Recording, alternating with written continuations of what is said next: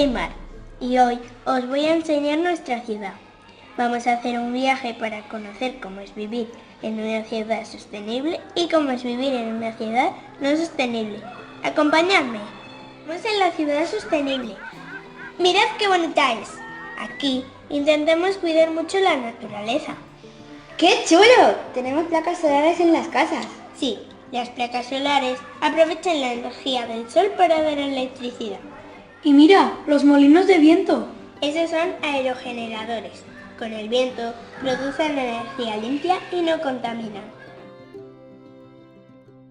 ¿Qué farolas? Esas farolas también funcionan con energía solar. Tienen placas solares y por la noche iluminan las calles sin contaminar. También hay muchos árboles y parques. Mira los niños, qué bien se lo pasan. Claro, es un parque sostenible. Los árboles nos dan aire limpio. ¡Ay, es tu mamá! Hola chicos. Sí, nuestro coche es solar. Funciona con energía del sol y no contamina. Entonces, es mejor que un coche normal. Sí, porque ayuda a cuidar el aire y el planeta. Nuestro colegio. Allí aprendemos muchas cosas.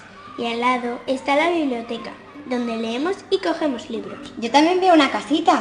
Sí, esa es la cabaña de mi abuela. A veces voy a visitarla y me cuenta historias. Vamos a ver la ciudad no sostenible. Aquí las cosas cambian mucho. ¡Uy! Aquí hay humo. Y casi no hay árboles. Usan coches de gasolina y contamina más. Mire, ese coche está echando humo. Y esa fábrica también contamina. Sí, por eso el aire está sucio y hace peor olor. Además, las calles están más feas.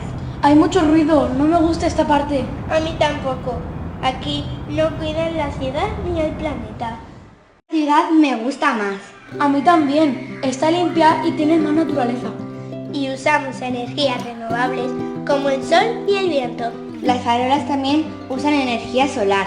Y los coches solares no contaminan. Así ayudamos a cuidar la tierra. Y vivimos mejor. Tenemos que aprender a contaminar menos y cuidar nuestro planeta.